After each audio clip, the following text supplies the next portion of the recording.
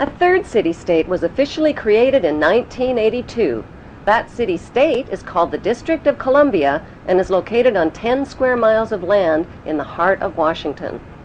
The District of Columbia flies its own flag and has its own independent constitution. Although geographically separate, the city-states of London, the Vatican, and the District of Columbia are one interlocking empire called Empire of the City. The flag of Washington's District of Columbia has 3 red stars, one for each city-state in the 3-city empire. This corporate empire of 3 city-states controls the world economically through London's inner city, militarily through the District of Columbia, and spiritually through the Vatican. The Constitution for the District of Columbia operates under a tyrannical Roman law known as Lex Fori, which bears no resemblance to the U.S. Constitution. When Congress passed the Act of 1871, it created a separate corporate government for the District of Columbia. This treasonous act allowed the District of Columbia to operate as a corporation outside the original Constitution of the United States and outside of the best interests of American citizens.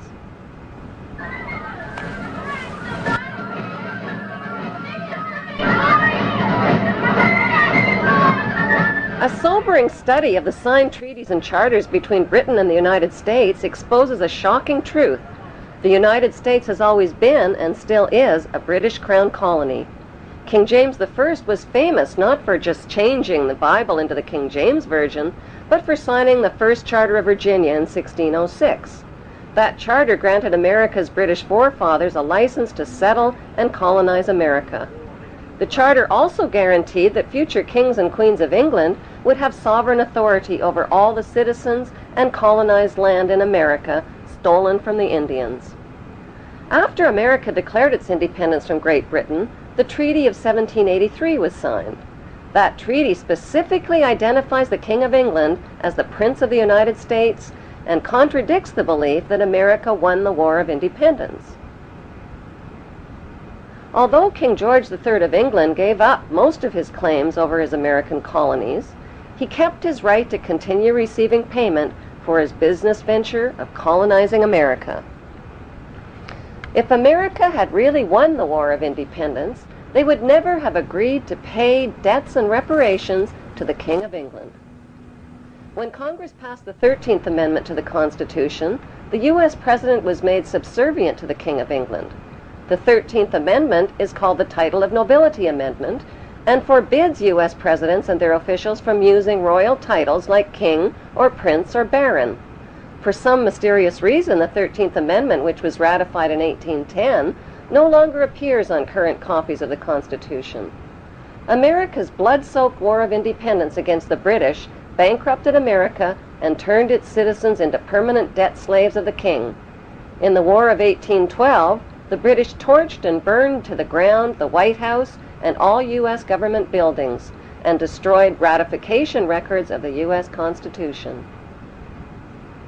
1 century later, a corrupt U.S. Congress committed the biggest theft in world history.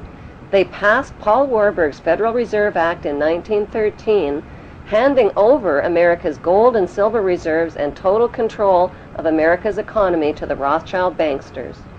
Most Americans still believe that the Fed, or Federal Reserve, is the government. It is not. The Fed is a privately owned banking system whose majority Class A shareholders are the Rothschilds, Warburgs, Kuhn and Loeb, J.P. Morgan, Rockefeller, Israel Seif, and the Lehman Brothers.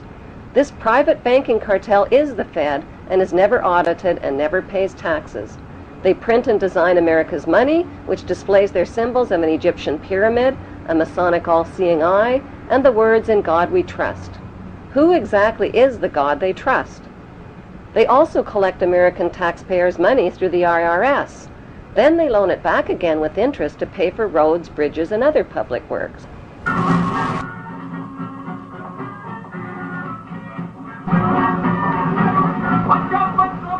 American presidents are handpicked and financed by these special interest power groups.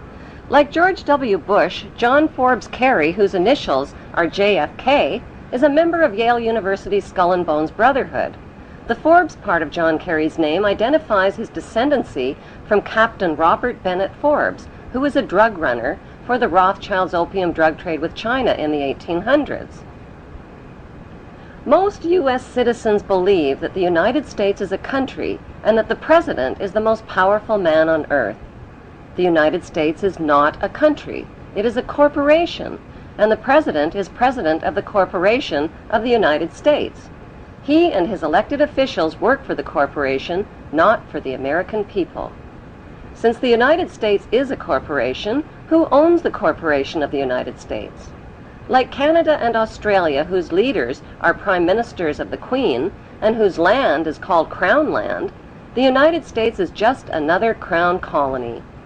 Crown colonies are controlled by the empire of 3 city-states. At the center of each city-state is a towering, phallic-shaped stone monument called an obelisk that points skyward.